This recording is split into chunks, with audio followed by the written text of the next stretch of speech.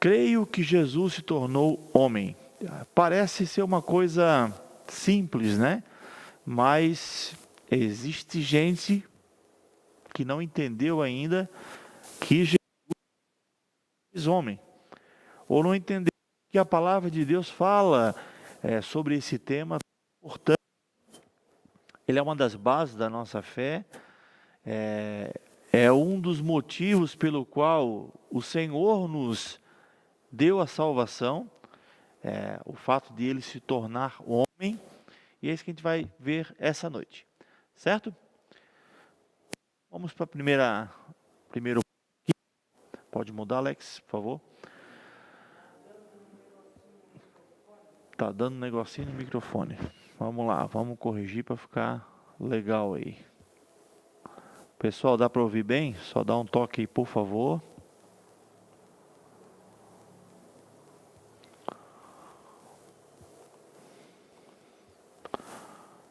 Por favor, só me dá um toquezinho. Está tudo certo?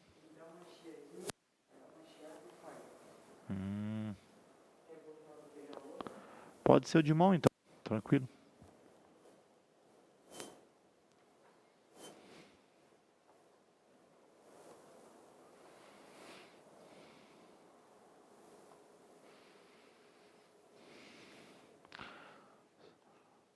Apenas um momento para correções técnicas.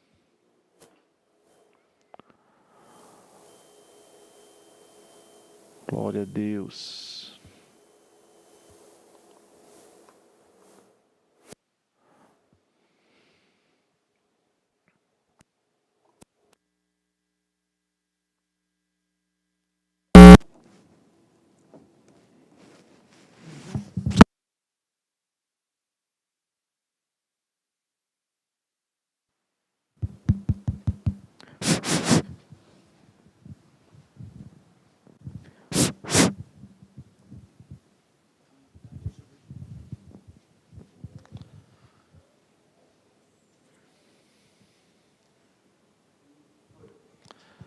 Olá, voltamos agora em definitivo. Vê se está legal agora, dá para ouvir. Primeiro que der um joinha, eu já começo aqui. Tudo certo aí, pessoal? Se está cortando um pouco, é melhor ficar com a qualidade melhor, né? Ok, muito bom. Então, seguimos. Nosso primeiro slide ali fala sobre a renúncia de Jesus. Crer que Jesus se tornou homem, primeiramente, é entender que ele renunciou tudo por nós, né? O Deus Todo-Poderoso, que do seu trono desceu, do seu trono de glória, ele assumiu uma forma humana, ele assumiu uma forma de corpo, uma forma de debilidades, que é o corpo de um homem, e ele passou por as mesmas dificuldades que nós passamos, sujeitando as mesmas condições que qualquer um de nós, com o objetivo de nos servir. De que forma Cristo nos serviu? Através da sua morte pelos nossos pecados. Olha o que fala Filipenses 2, versículo 5 ao 7. De sorte que haja em vós o mesmo sentimento que houve também em Cristo Jesus, que sendo da forma de Deus, não teve por usurpação ser igual a Deus, mas aniquilou-se a si mesmo, tomando a forma de servo, fazendo-se semelhante aos homens. Então Jesus, irmãos, ele renunciou, ele abriu mão da sua condição, ele abriu mão dos seus privilégios, podemos dizer assim, né? De Deus, da sua condição de ser, não que ele deixou de ser Deus, não que ele deixou de ser o Todo-Poderoso, não é isso, mas ele abriu mão dos seus privilégios para viver aqui na terra igual cada um de nós. Igual. É como se um rei, ele abrisse mão do seu trono para viver como qualquer um dos seus servos, dos seus súditos, do seu reino, sem privilégio algum. Jesus fez isso. O Deus Todo-Poderoso, o Rei dos Reis, ele veio até a terra e se sujeitou a viver da mesma forma que eu e você vivemos, passando aflições, passando angústias, passando momentos de dor, momentos que ele teve tristeza, passando por traição, passando por diversas coisas que eu e você passamos. Hoje, eu passei um dia muito difícil, um dia emocionalmente muito difícil. Não teve nenhum problema que aconteceu, mas devido à enfermidade que eu tenho, eu até trouxe aqui, ó, que bonitinha. Ganhei da irmã Ivanete. Essa corrente aqui, como é que chama isso mesmo? Não é corrente, é cordão. Esse aqui, cordão do girassol, ele é um cordão que muitas pessoas que têm doenças invisíveis usam, né? E eu tenho uma dessas doenças invisíveis que é chamada fibromialgia, que é uma doença que muita gente tem descoberto que ela causa muitos problemas, ainda mais em tempos de frio, assim, muita dor, sintomas de tristeza, né? E hoje eu passei um dia muito difícil. Jesus, ele teve aflições como eu e você temos muitas vezes. Hoje eu passei um dia de aflição, sem motivo nenhum, uma tristeza, um dia bem complicado. Graças a Deus estou melhor agora. Mas foi um dia bem difícil. Jesus passou por momentos também de aflição, momentos que ele sentiu angústia. Lá no Getsemane, ele chegou a suar sangue, de tanto que foi a sua aflição. Então, Jesus ele renunciou a sua condição para fazer semelhante a eu e você. Segundo slide. Então, temos que entender que Jesus, renunciando, nessa condição de renúncia, ele não deixou de ser Deus, mas ele continuou sendo 100% Deus, só que passando a ser 100% homem. Jesus poderia, se ele quisesse, estalar os dedos e tudo acontecesse ao seu favor. Mas não. Ele preferiu viver aqui na terra como homem, para ser tentado como homem, para passar lutas como homem, para apresentar-se a Deus como um cordeiro imaculado. Ou seja, ele passou as aflições que nós passamos, passou as angústias, as dores, as dificuldades, porém, ele manteve-se em santidade, manteve-se imaculado, puro. Jesus, o Filho de Deus, veio ao mundo para cumprir a vontade de Deus.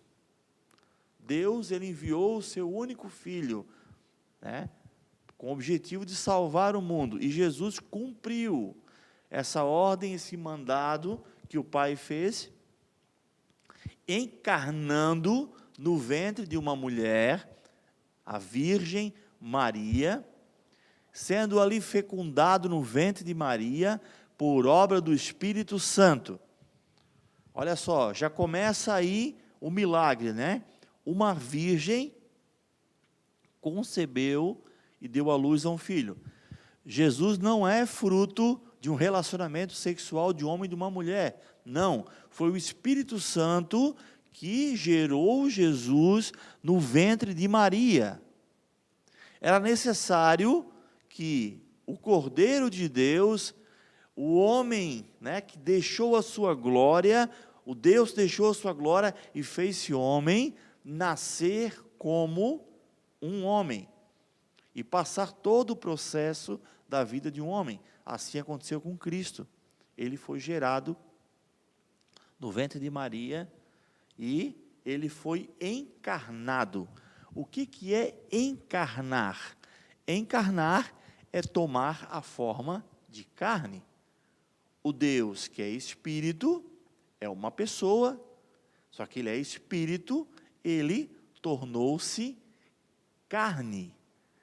Ele tornou-se carne através da sua concepção no ventre de Maria. Ok? Então, pelo Espírito Santo, ele foi fecundado e passou a ter a forma de homem. Vamos ler o texto que fala em Lucas 1, 30, 34, 35. Alex, o pessoal chegou aqui na frente. Mas o anjo lhe disse: não tenhas medo, Maria, você foi agraciada por Deus. Perguntou Maria ao anjo: como acontecerá isso, se eu sou virgem?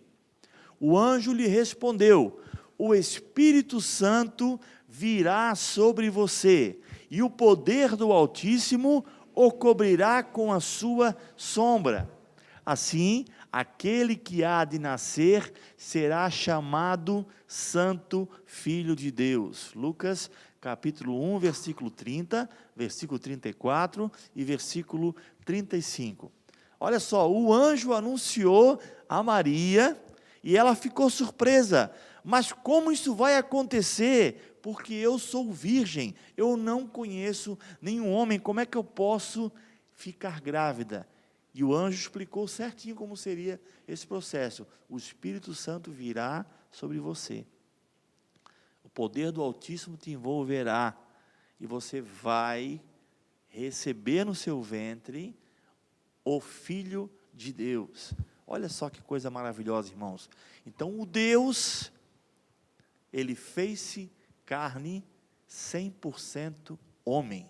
Jesus, ele era 100% homem. Ele não tinha os privilégios de Deus enquanto ele viveu aqui na terra. Ele não tinha o privilégio de Deus na luta contra o pecado.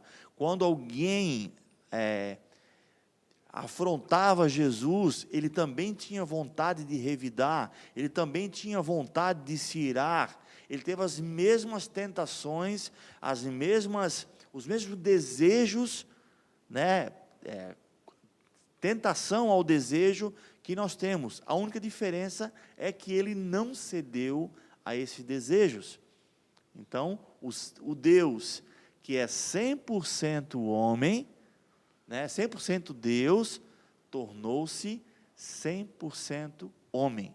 Ele foi tentado, ele foi humilhado, teve momentos de grande angústia, momentos de grande indignação, assim como eu e você temos. Ok?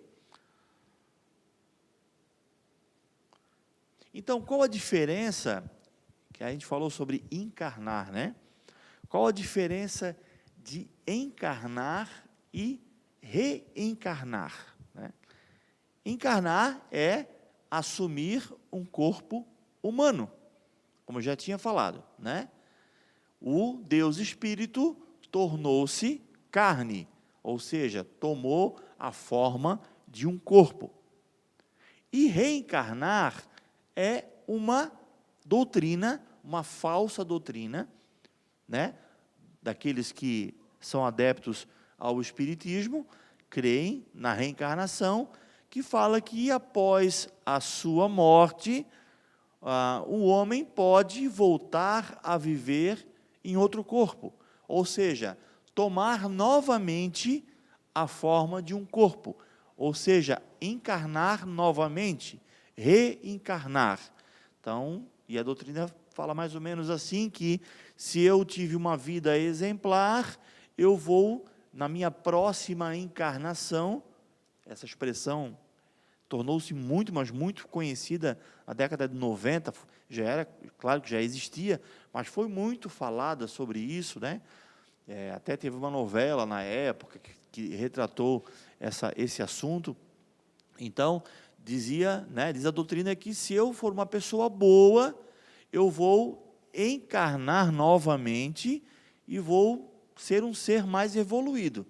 E se eu for uma pessoa ruim nessa minha atual vida, na minha próxima encarnação, eu vou encarnar em um ser menos evoluído, um animal, alguma coisa nesse sentido, é o que diz a doutrina da reencarnação. Mas ela é uma doutrina que ela não tem nenhum fundamento bíblico, né? Hebreus 9:27 fala, da mesma forma como o homem está destinado a morrer uma só vez, depois disso enfrentando o juízo. Então, ao homem fica ordenado apenas uma vez morrer. Não existe uma segunda chance. A doutrina da reencarnação, ela traz a ideia de que eu posso ter uma nova chance. Se eu não fui uma boa pessoa, na próxima encarnação, eu posso ter a chance de ser uma pessoa melhor. É isso que a doutrina diz. Só que ela não é verdade. Na realidade, é uma doutrina diabólica. Por quê? Porque ela dá uma falsa esperança de que eu posso, quem sabe, fazer o que eu quiser, e numa outra vida eu posso levar um pouco mais de sorte e ser alguém mais bem-sucedido. Isso não existe. Ao homem está ordenado morrer apenas uma só vez. Então nós temos apenas uma chance.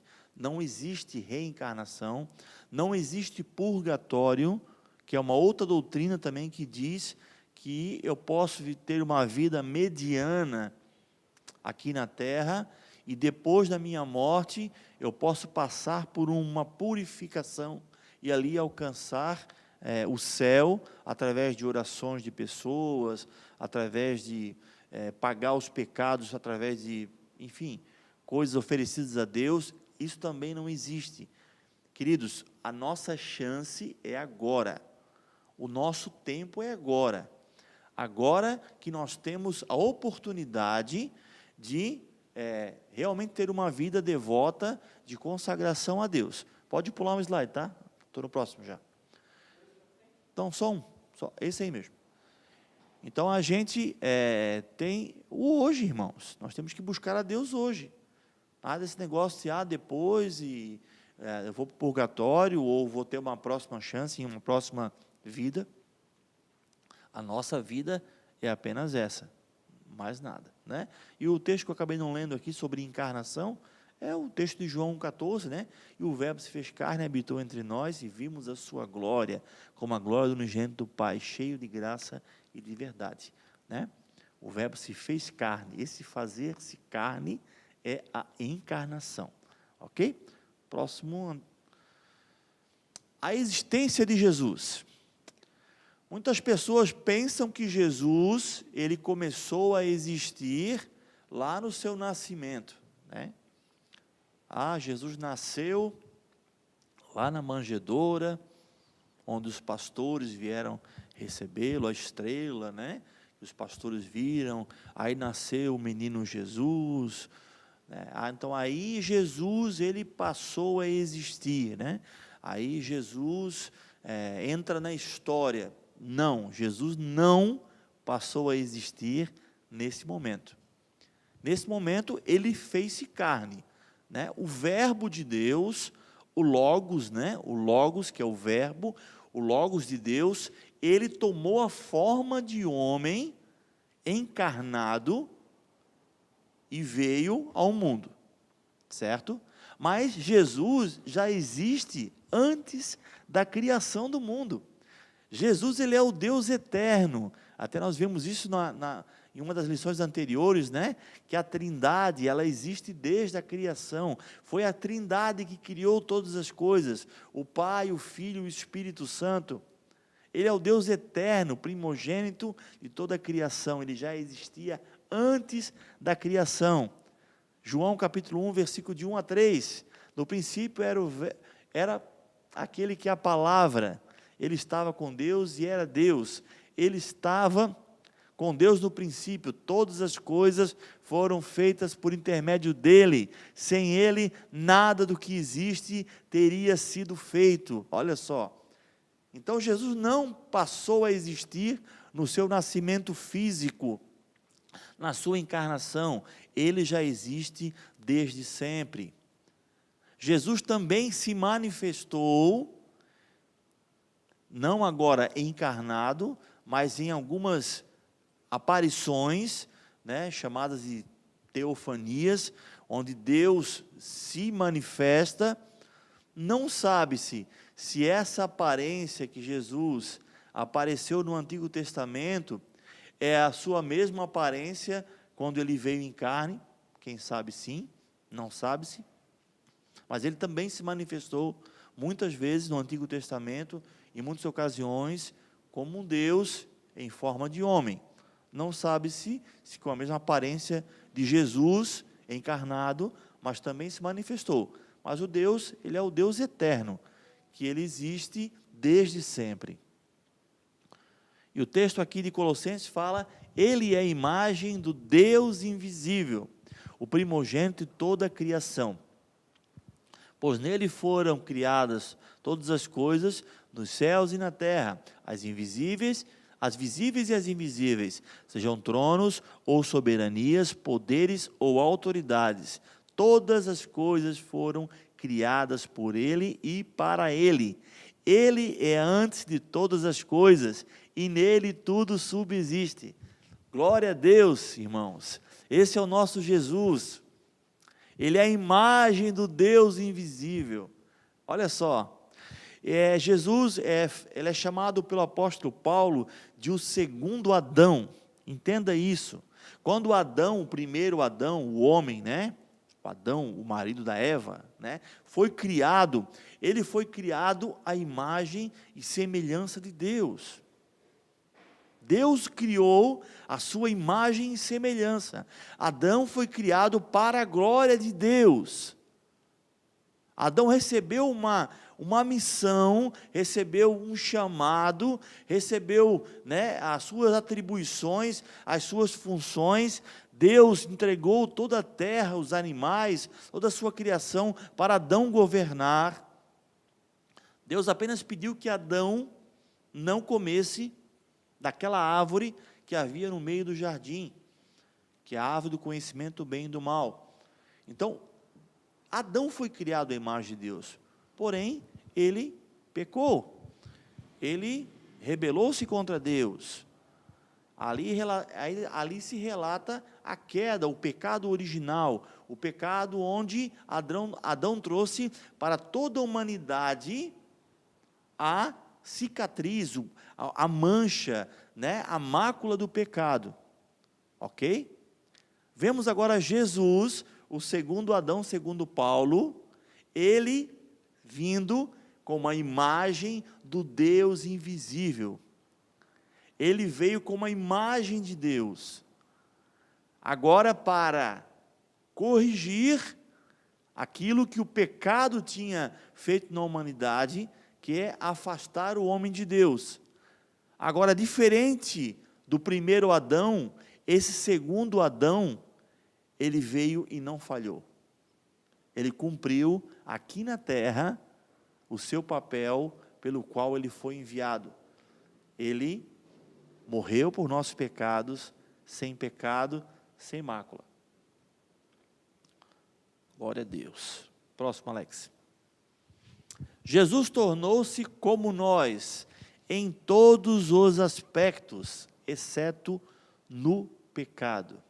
Hebreus 4,15 fala: pois não temos um sumo sacerdote que não possa compadecer-se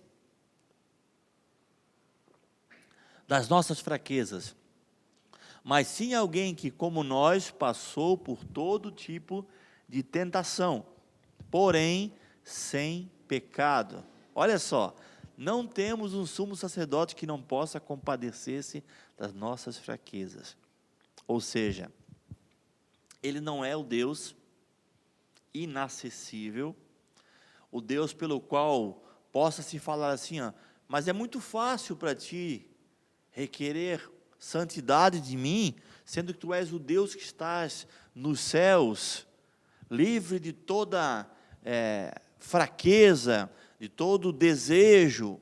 Não, ele, sim, como nós, passou por todo tipo de tentação, porém sem pecado. olha só, ele é o sumo sacerdote que se compadece das nossas fraquezas. Então, Jesus, ele não olha para as nossas fraquezas como alguém que nos condena, mas ele olha para as nossas fraquezas como quem entende o que nós estamos passando, porque ele passou pelas mesmas coisas. Quando estamos abatidos, quando estamos nos sentindo muitas vezes pressionados, ele nos entende. Por isso nós podemos chegar a ele dizendo: Senhor, me ajuda, eu estou com uma dificuldade, eu estou passando por esse momento de luta. Ele nos entende porque ele passou as mesmas coisas. Hebreus 2,17: por esta razão era necessário que ele se tornasse semelhante a seus irmãos em todos os aspectos, para se tornar sumo sacerdote misericordioso e fiel com relação a Deus, e fazer propiciação pelos pecados do povo. Olha só, queridos, que coisa maravilhosa. Jesus, ele tornou semelhante aos seus irmãos em todos os aspectos. Jesus entende a nossa fraqueza, a nossa dificuldade, porque ele foi semelhante a nós em todos os aspectos, exceto no pecado. E por isso torna-se um sacerdote misericordioso. Jesus, ele é o Deus misericordioso, o Deus que nos perdoa, o Deus que nos acolhe, o Deus que conhece nossas dificuldades, conhece nossas aflições, conhece nossas debilidades. Esse é o nosso sumo sacerdote, aquele que entra diante de Deus em nosso favor. Esse é Jesus. Ele apresenta a Deus as petições por nós, porque ele conhece nossas dificuldades.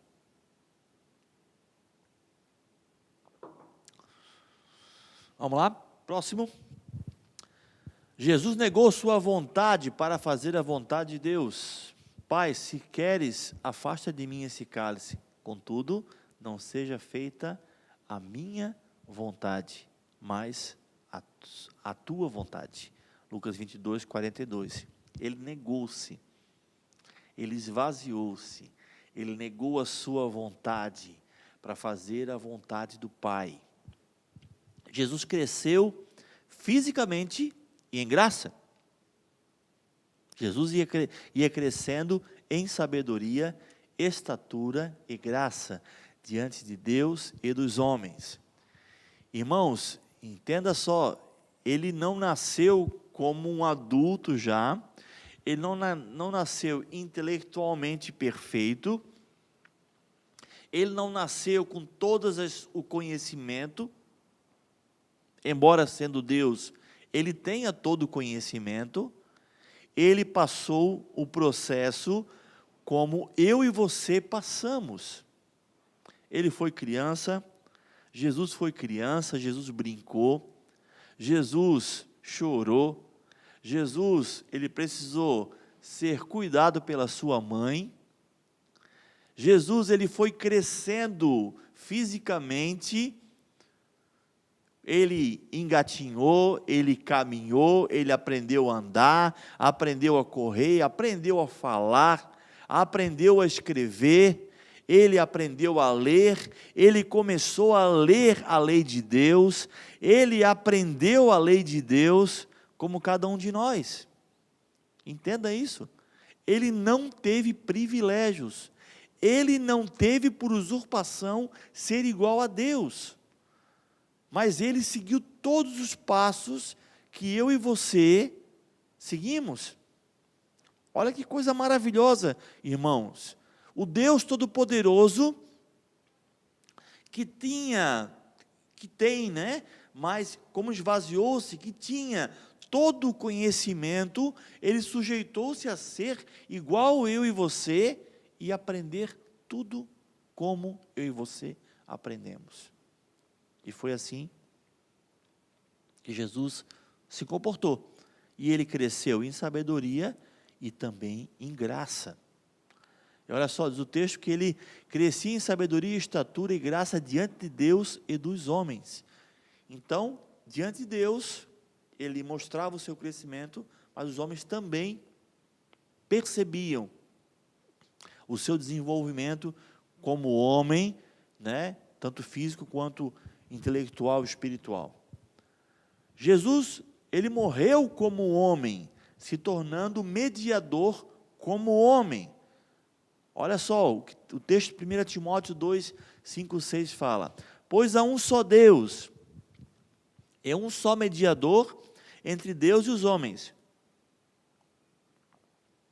o homem Cristo Jesus, o qual se entregou a si mesmo como resgate por todos. Esse foi o testemunho dado em seu próprio tempo. Olha só, temos um mediador entre Deus e os homens, Jesus Cristo, homem. O mediador, Cristo mediador, foi o Cristo homem. Ou seja, o Cristo que sacrificou-se. Ele sacrificou-se na carne, como homem, sem ter os seus privilégios de Deus. Exatamente como diz o texto de Isaías, ele, como mediador, ele foi o próprio Cordeiro. O Cordeiro que foi sacrificado por nossos pecados. O Cordeiro que foi levado ao matadouro.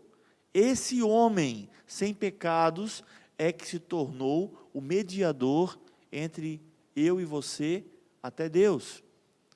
Não foi um Deus com privilégios que pelos seus poderes conseguiu morrer por nossos pecados. Não, foi o Deus que tomou a forma de homem e sem privilégios suportou as tentações, suportou as tribulações, suportou a luta e como homem morreu na cruz e como não tinha pecado, tornou-se esse cordeiro sem mácula.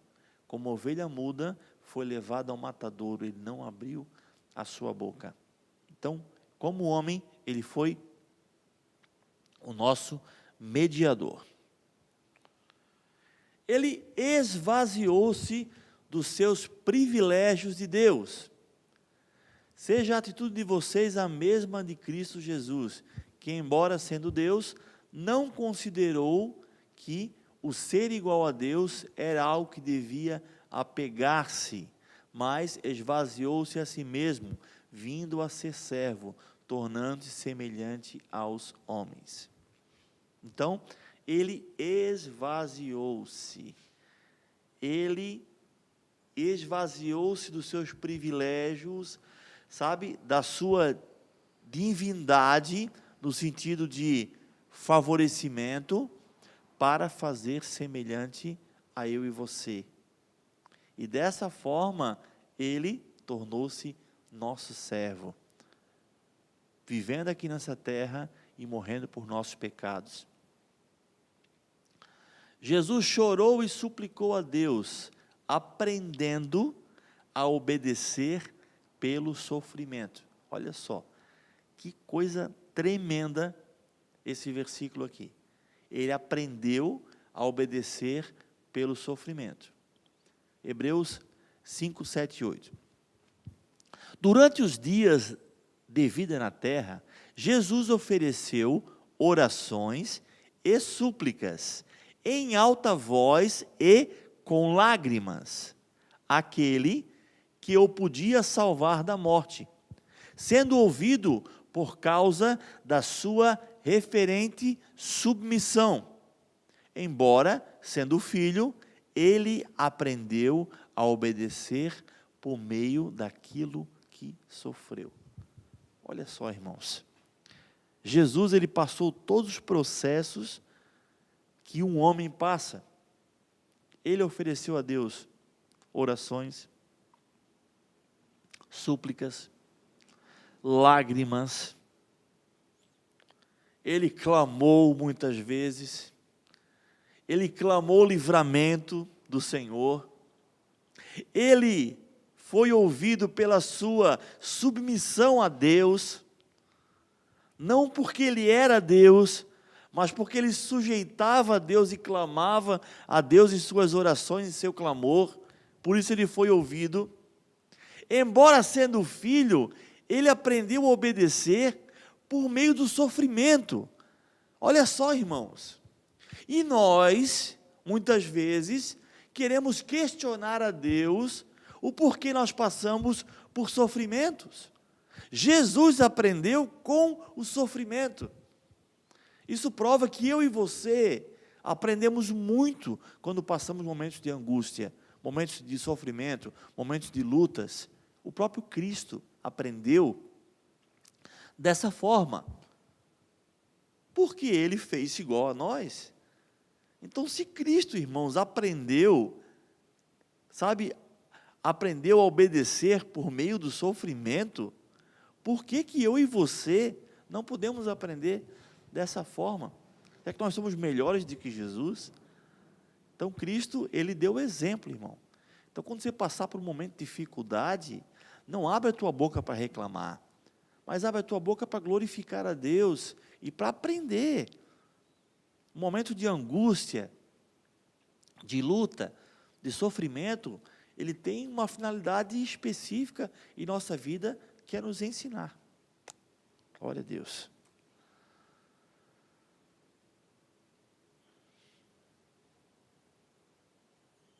Vamos lá. Alerta de heresia. Fica atento aqui, ó. Toda doutrina que não crê que Jesus foi homem, ela é uma doutrina herege. Ok? Olha o que o texto 1 João fala. Todo espírito que não confessa que Jesus Cristo veio em carne, não é de Deus. Mas este é o espírito do anticristo, do qual já ouvistes que há de vir, e eis que está já no mundo. Então, se alguém diz que Jesus não veio em carne, ou seja, que o Jesus que a história conta não era realmente o Deus que fez-se carne, que ele tinha privilégios como Deus, por isso que ele não pecou, esse ensinamento é um ensinamento herege. Ou que diz que o Jesus que viveu aqui na terra não era Deus, ensinamento herege. O nosso Deus fez-se carne. Jesus veio como homem. Jesus, ele foi homem. Isso é a consumação do projeto, do plano da redenção que Deus fez por nós. O Deus vir e tornar-se como um de nós e vencer o pecado. Ok? Então, é isso aí. Vamos agora então